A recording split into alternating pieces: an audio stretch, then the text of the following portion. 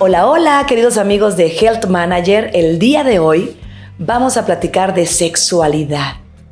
¿Quieres saber cómo abordar este tema tan importante e interesante con tus hijos adolescentes?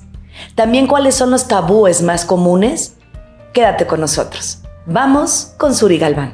Y vamos a arrancar en este momento con un maravilloso podcast para todos aquellos que estamos siempre preguntándonos acerca de la sexualidad, de los tabúes sobre ella. Y hoy nos acompaña una experta en la materia, una mujer que en lo personal admiro y tengo el placer de poder presentarla como Suri Galván. Ella es sexóloga educativa y va a tratar un tema tan lindo como es educar en el placer. Bienvenida, Suri Galván. Muchísimas gracias, Grace. Gracias por la invitación. Para mí es un placer estar por acá con ustedes y justo poder hablar de estos temas que, como dices, para muchas personas llegan a ser temas muy interesantes, muy importantes, pero también muy tabú. Entonces es bien importante que podamos ir abriendo estos espacios para poder hablar de aquello que en muchos momentos y por muchos años nos fue como negado o nos fue alejado, ¿no? Y entonces lo fuimos descubriendo a partir de la experimentación y a partir de, literal, muchas personas a partir de prueba y error. Entonces, qué importante es poder abrir estos espacios que de verdad yo agradezco mucho para poder hablar de sexualidades humanas, de todo lo que esto implica y de por qué es tan importante hoy en día estar poniéndolo sobre la mesa. ¿Y qué te parece si arrancamos haciéndote la pregunta, ¿qué es la sexología? Ok, la sexología, bueno, es una ciencia que se encarga de estudiar precisamente todo lo que corresponde a sexualidades humanas. Y cuando hablamos de sexualidades humanas, nos estamos refiriendo, o me estoy refiriendo más bien, a todo aquello que implica algo que nos integra. La sexualidad es algo que forma parte de nosotros desde la parte biológica, desde la parte psicológica, desde la parte social y que además hay tantas sexualidades como personas sabemos en el mundo. No hay una forma única de vivir la sexualidad, así como ninguno de nosotros somos la medida de todas las cosas. Cada quien lo va a experimentar desde su propia experiencia, desde su historia de vida, desde la forma en cómo va abrazando y asumiendo al mundo. ¿En qué momento tiene uno que ir o recurrir o sientes esa necesidad de ir al sexólogo? ¿O por qué sería? Fíjate que muchas personas consideran que llegar a una consulta sexológica tiene que ver necesariamente con una disfunción o con alguna cuestión en donde algo de su sexualidad ya no está funcionando como funcionaba anteriormente o como se imaginan que debería funcionar, como nos han enseñado que debería de, ¿no? Y entonces muchas personas llegan a consulta con cuestiones muy clínicas que tienen que ver con alguna disfunción.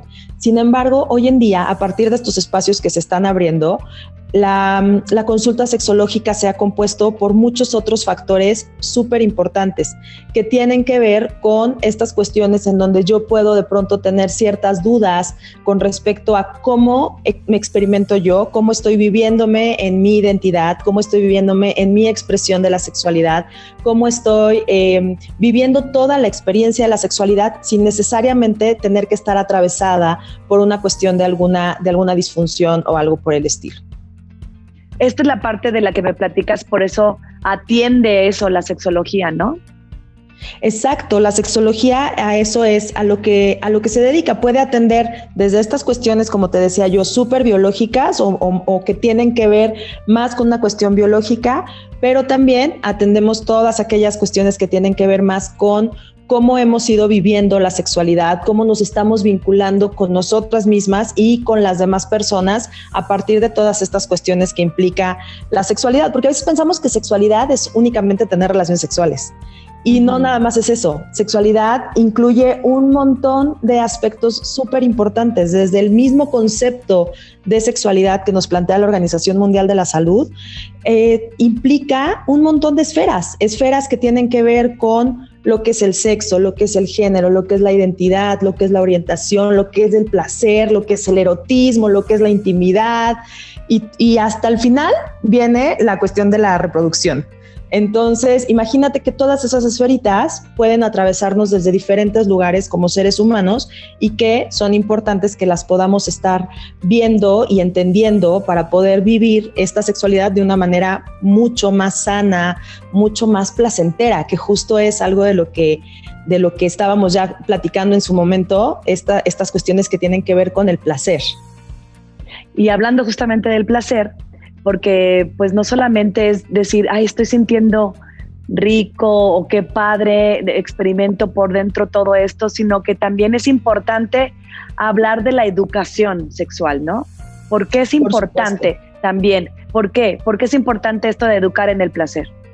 Es súper importante, Grace, porque hablar de educación en las sexualidades implica que nos vayamos involucrando en todo esto desde que somos muy pequeños o muy pequeñas. Implica que hablar de sexualidad es un factor también de protección. Hoy en día podemos ver un montón de estadísticas que nos hablan de situaciones bien severas y bien dolorosas. La verdad es que yo no encuentro otro nombre más que dolorosas en cuanto a cuestiones que tienen que ver a lo mejor con abusos, cuestiones que tienen que ver con situaciones en donde hay niños y niñas menores de edad súper vulnerados ante estas situaciones. Por eso la importancia de hablar de sexualidad desde que son muy, muy pequeñitos, ¿no?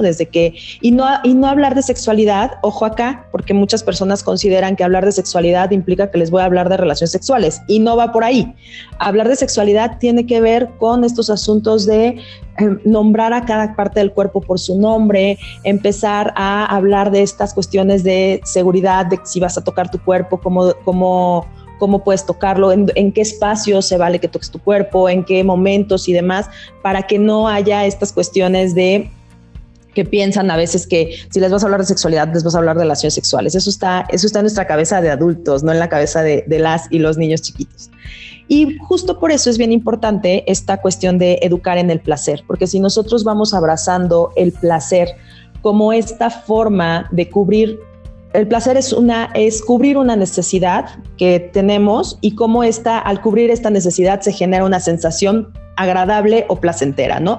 Desde incluso comer, ¿no? O beber agua. Cuando tenemos muchísima sed y te tomas tu vaso de agua, es como, qué rico. Sientes este descanso y sientes cómo estás cubriendo esta necesidad del cuerpo y es una sensación agradable. Entonces, todo lo que tiene que ver con placer tiene que ver con esto que nos puede ser agradable y que no necesariamente estamos hablando de erotismo. Si nosotros hablamos de placer, estamos viendo cómo diferentes formas de vivirnos y de cubrir ciertas necesidades nos van a llevar a valorar muchísimo más este cuerpo que tenemos, a valorar muchísimo más su cuidado, a valorar los vínculos que yo voy estableciendo, pero no nada más hacia afuera, sino el vínculo conmigo misma. Entonces, desde ese lugar, desde poder reconocer que para mí es placentero hacer ejercicio, que para mí es placentero comer rico, que para mí es placentera una caricia, entonces voy a cuidar la forma en cómo yo voy a brindarme estos placeres, ¿no? Y entonces, claro que yo voy a cuidar mucho más mi cuerpo. Si voy a hacer un cierto ejercicio, voy a cuidarme de no lesionarme.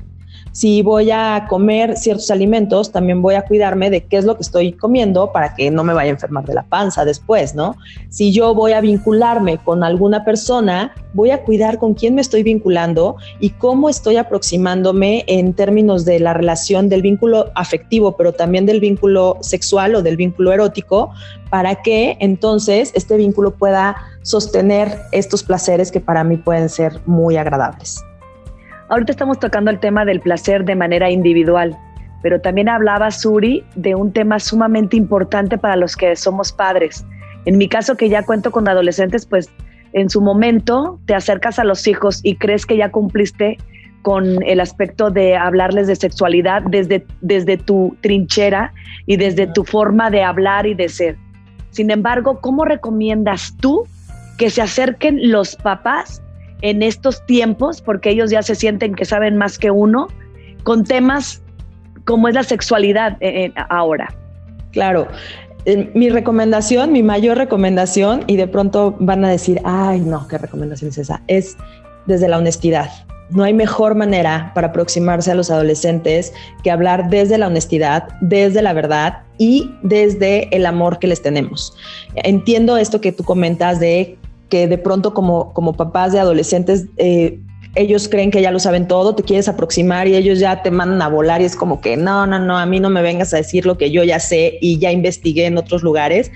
Pero siempre estos canales de comunicación se van trabajando desde que son muy chiquititos. Justo por eso les decía yo que cuando nosotros empezamos a nombrar cada parte del cuerpo por su nombre, cuando empezamos como a normalizar que pues hay cosas que vas a sentir rico, que es divertido atacarse de la risa, que es divertido jugar con tus amiguitos y demás, y puedes disfrutarlo y los chicos y las chicas se empiezan a acercar más a nosotros como papás, estamos abriendo canales de comunicación que van a ser sumamente valiosos cuando precisamente se llega a la etapa de la adolescencia.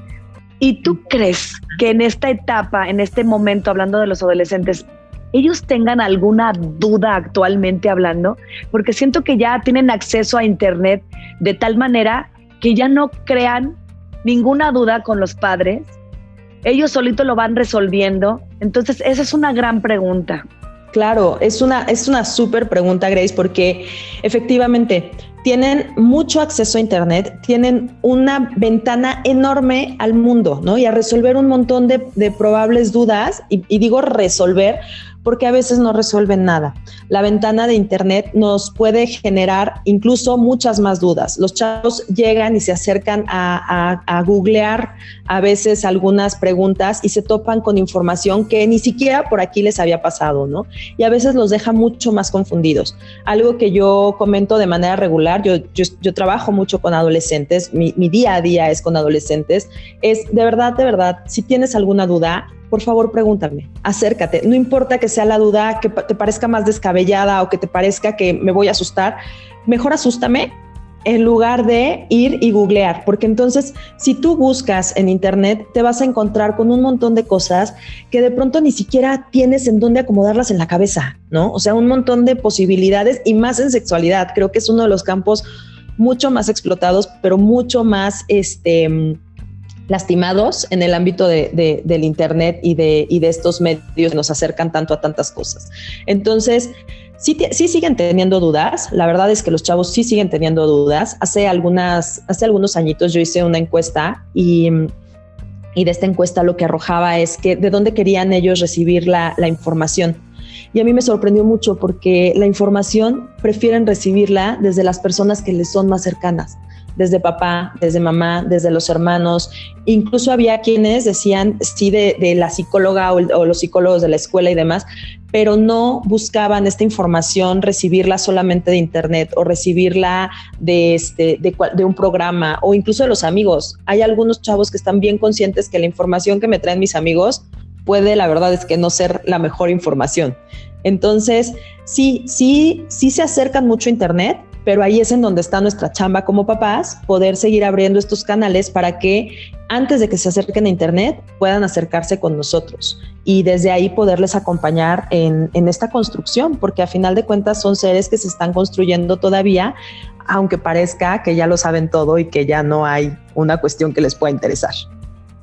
En la apertura de este podcast estábamos platicando de los tabúes. A mí me encantaría que me digas ¿qué nos puedes decir sobre los tabúes y cuáles son los más comunes? Híjole, hay muchísimos tabúes todavía alrededor de la sexualidad, muchas cosas que tienen que ver con cómo estoy viviendo yo, con los chavos y de manera regular los chavos y también en consulta muchas personas adultas llegan con la pregunta de si esto es bueno o esto es malo, ¿no? Tenemos todavía súper atravesado que puede haber cosas, que puede haber gustos o que puede haber orientaciones o preferencias que todavía se cuestionan si estoy bien o estoy mal. Que me gusta que vincularme de esta manera. ¿Será que yo estoy mal? ¿O será que está pasando algo en mí? Algo se me descompuso y esto no está bien. Entonces, todavía se juegan muchos tabúes alrededor de la sexualidad, incluso para poderla hablar, ¿no? Incluso para poder hablar de sexualidad, pareciera que si yo pongo el tema sobre la mesa es como si te fuera a platicar la forma en cómo tengo relaciones sexuales, cuando ni siquiera es así, ¿no? Y a lo mejor es algo que a ti no te importa y a la gente pueda ni siquiera importarle. Más bien hablar de sexualidad a veces tiene que ver con cuestiones de salud del cuerpo, con cuestiones de cómo es lo que yo estoy sintiendo, cuestiones que a lo mejor a mí me pueden prender muchísimo en el ámbito erótico y que para otras personas pueden no ser lo más común.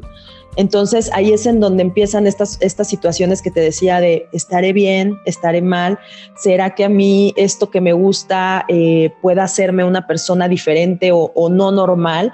Porque tenemos mucho esta tendencia a de pronto señalar, y entonces en este señalar y en este quedarnos con un montón de ideas, pareciera que seguimos enmarcando la sexualidad como cuestiones buenas o cuestiones malas. Entonces hablar de un solo tabú, yo lo pondría solamente el tabú de hablar de sexualidad, ¿no? Porque a partir de ahí se implica un montón de posibilidades con respecto a esto de si les hablo a mis hijos, desde qué edad les tengo que hablar, hasta dónde les tengo que hablar, cómo les enseño que me estoy vinculando o que se enteren o que no se enteren y demás. Todo eso implica toda esta cuestión de los tabúes alrededor de la sexualidad.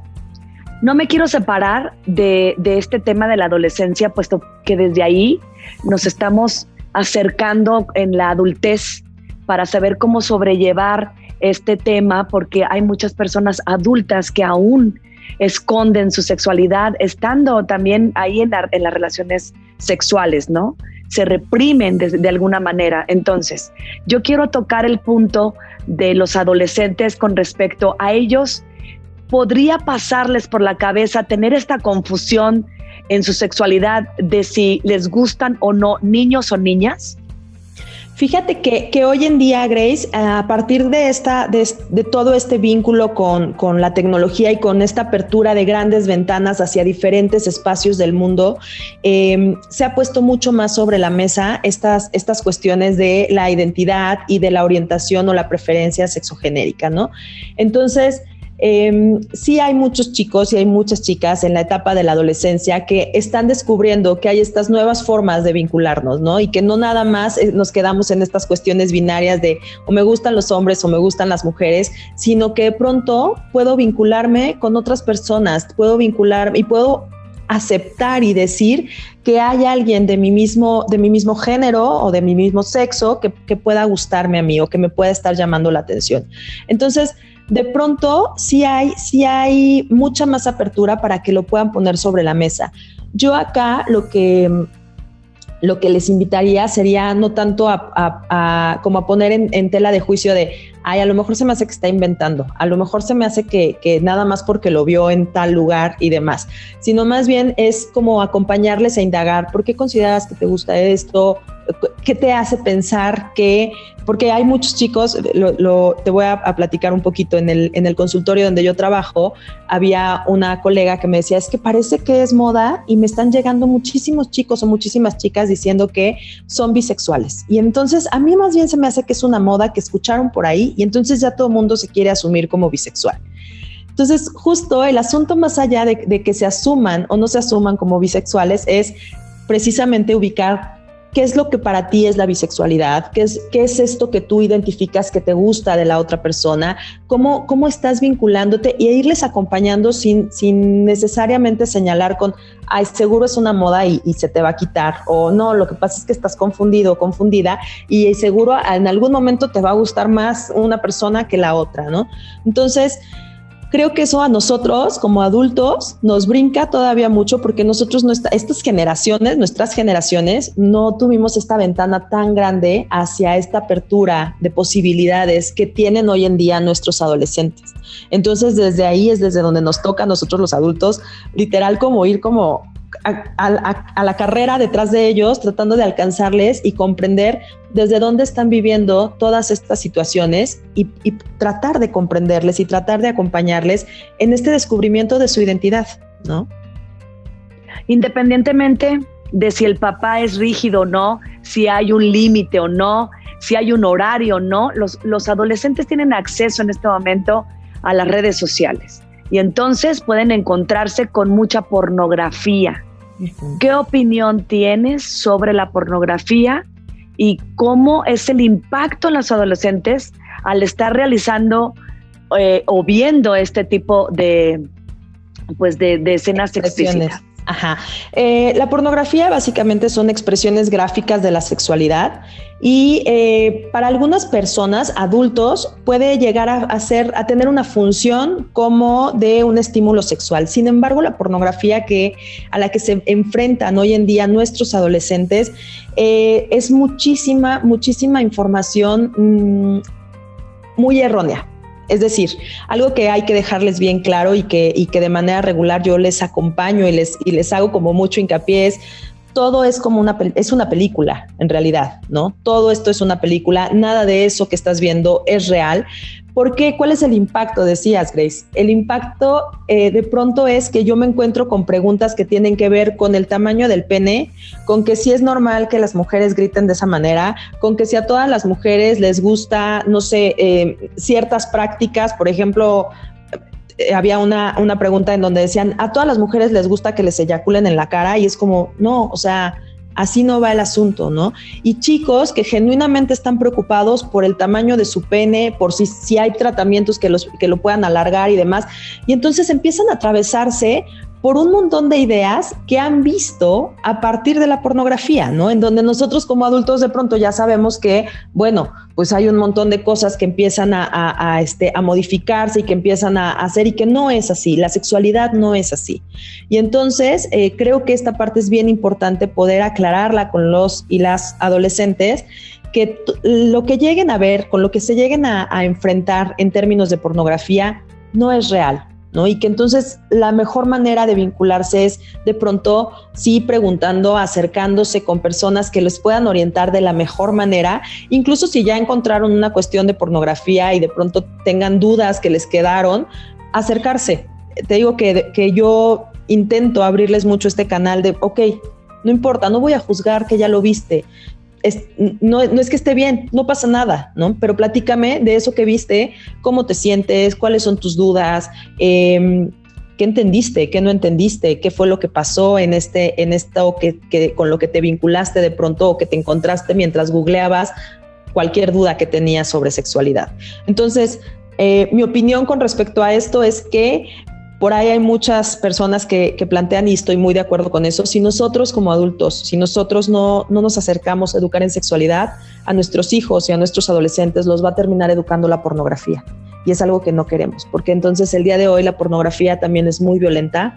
La pornografía también está mostrándonos partes o formas de vivir la sexualidad que para muchas personas pueden no haber estas cuestiones de consentimiento, no haber estas cuestiones que tienen que ver con respeto, no haber estas cuestiones de acuerdos, incluso de uso de métodos antifecundativos, del uso de condón, todas estas cuestiones que a veces no salen en la pornografía, ¿no? Y que los chavos se quedan con la idea de que pues así debe de ser, ¿no? A mí me enseñaron que esa película o en esa escena esto es buenísimo y entonces yo la voy a aplicar. No importa, yo vi que a las mujeres les gusta así, o las chicas es no, yo he visto que los hombres deben tener el pene mucho más grande, entonces, ¿sabes? Desde estos lugares es desde donde hay que pensar y replantearnos cómo nos vamos a vincular y cómo nos toca a nosotros agarrar el toro por los cuernos y empezar a hablar de sexualidad con nuestros adolescentes.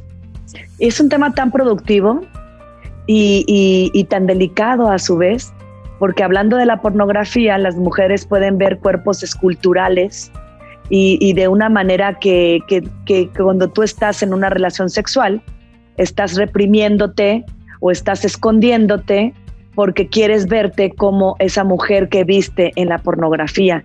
Y entonces vienen las carencias emocionales y luego viene esta parte en la que ya estás tú decidiendo por cosas erróneas, ¿no? Exacto, justo esto que mencionas, Grace, es también muy importante porque de pronto en la pornografía o incluso en los medios, ¿no? Vemos mujeres, como tú dices, esculturales, con cuerpos perfectos y súper photoshopeados y demás, y entonces de pronto hay niñas que preguntan así de nunca me van a crecer los pechos de esa manera y con estas inseguridades en donde en el momento de vincularse sexualmente, lo que están cuidando mucho más que su placer es cómo se ve el cuerpo, cómo se están moviendo, qué cara están haciendo y qué cara no están haciendo, y un montón de situaciones que evidentemente nos van alejando mucho, pero mucho, mucho del placer que se puede llegar a sentir cuando genuinamente conectamos con el cuerpo y conectamos con la otra persona. Pero si nosotros estamos conectadas únicamente en verificar que si cómo se me ven los senos o que si el cabello está perfectamente onduleándose de la manera más sensual y erótica como lo vi en X película, pues entonces sí se vuelve algo súper complicado. Hasta tu mismo aparato reproductor femenino lo encuentras totalmente distinto al tuyo y quieres uno igual, ¿no? Cuando pues sabemos que ellas recurren a muchas cosas para que haya y exista cierta estética y poderse mostrar, ¿no? Exacto, justo. Sí. Pero fíjate que yo tengo una pregunta que no sé si es sano o no es sano o no sé si la planteo bien. ¿A qué edad es recomendable o es sano empezar una vida sexual y por qué? Fíjate, Grace, que esta pregunta la hacen también muchísimo las y los adolescentes. Las adolescentes y, bueno, en el ámbito de la adolescencia buscan mucho este asunto de la aprobación, ¿no? Como que un adulto les diga, sí, está bien que a tal edad puedas tener relaciones sexuales. Algo que yo les planteo es que lo más sano, acuérdense que nos acordamos que la sexualidad es un asunto biopsicosocial, no es nada más una cuestión biológica en donde ya tuve un periodo menstrual o ya conozco mi cuerpo, ya sé que puedo tener erecciones y que puedo tener una eyaculación, sino más bien va mucho más allá de nada más conocer desde la parte biológica, va también desde la cuestión psicológica, qué estoy pensando yo de la sexualidad, cómo me vinculo con la sexualidad, por qué quiero tener relaciones sexuales, para qué o con quién y demás, y justo también desde esta cuestión que tiene que ver con la parte social, más allá de que la gente se entere o lo que sea, sino en donde cómo me coloca a mí estos asuntos de sexualidad. A veces para las y los adolescentes implica también una etiqueta, ¿no? Implica ser como el atrevido o la atrevida, y entonces por eso es importante desde lo psicológico, cómo me estoy vinculando a yo poder tener una relación sexual o iniciar mi vida sexual. Y también, súper importante, este asunto de la presión, tanto de los amigos como a veces de las parejas. Ya sabes, la típica historia, de verdad no cambia, eso sí, se los prometo que no cambia, la típica historia de la prueba de amor, eso literal sigue siendo igual y de verdad que es como un juego de chantaje bastante recurrido, bastante socorrido, pero que la invitación es a que genuinamente se cuestionen y vean si eso es realmente una prueba de amor, si entonces estoy convencida porque quiero yo hacerlo o porque alguien más me lo está exigiendo o me lo está pidiendo, y entonces desde esos lugares es irles acompañando. Entonces, como te decía Grace, no hay una edad específica porque hay que verificar o hay que tener como en orden estos tres factores súper importantes, súper importantes. Suri, ya para casi dejarte ir porque entendemos que tienes muchas actividades, hay unas preguntitas más que te quiero realizar, pero no quiero dejarlas pasar. La vida sexual activa, hablando para las personas que son activos, ¿termina en algún momento en específico? Ay, no, fíjate que justo a mí me encanta cuando hablamos de sexualidad porque la sexualidad está con nosotros, está presente con nosotros toda la vida, ¿no? Y cuando hablamos de una vida sexual activa, a veces también únicamente pensamos en la parte del vínculo que tiene que ver con una penetración, ¿no? O con una cuestión de coito, relación sexual como la conocemos para reproducirnos. Sin embargo, aún en la edad adulta, la vida sexual sigue estando presente, desde el asunto de la caricia, desde el asunto del beso, desde el asunto del apapacho, desde el asunto de cuando alguien se vincula de manera personal, no necesariamente con alguien más, tocar su cuerpo y demás. Entonces, la sexualidad está con nosotros desde que nacemos hasta que nos morimos. Se va viviendo de diferentes formas, se va viviendo en diferentes etapas y desde diferentes lugares que tienen que ver precisamente con la edad en la que estamos cada persona. Pero puede haber una vida sexual activa aún en la vejez, obviamente con ciertos cambios, con ciertas diferencias que ya atienden a cuestiones biológicas o a cuestiones corporales, pero vida sexual activa puede haber siempre. Y cuando hablas de siempre es porque esas personas no pierden este deseo sexual, porque hay muchas que sí lo llegan a tener, ¿no? Esta falta de deseo sexual. Ah, claro. Y estas cuestiones que tienen que ver ya con una falta de deseo sexual o con cuestiones que incluso a veces tienen que ver con las hormonas. Cuando estamos ya en una edad adulta, cuando las mujeres empezamos a entrar en el climaterio y demás, empieza a haber ciertos cambios hormonales que pueden llegar a atender o a generar estas cuestiones de falta de deseo sexual, pero que si se trabaja y si se empieza a ver qué es lo que está pasando, se puede como cambiar este asunto.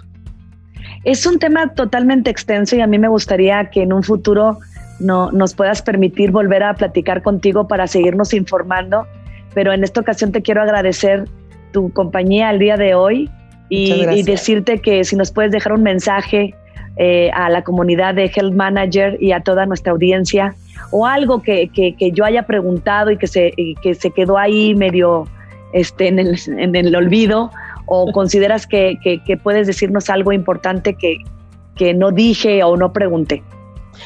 Mira, Grace, me parece que todo lo que preguntaste estuvo magnífico y me encanta que aproximemos la sexualidad de esta manera. Yo precisamente algo de lo que quiero dejar como bien claro y recalcarlo siempre es que hay tantas sexualidades como personas sabemos en el mundo. Cada persona vamos a vivir nuestra sexualidad desde nuestra historia de vida, desde la forma en cómo nos vamos a vincular con nosotras mismas y desde lo que hemos aprendido, desde los valores que cada quien vaya teniendo y demás. Entonces, desde ahí, invitarles a que dejemos como de señalar lo que unos hacen o lo que otros hacen y entonces empezar a mirar nosotros cómo nos estamos vinculando y acercarnos a la sexualidad de la forma más honesta, más científica y más amorosa posible. Creo que esa es la parte más importante.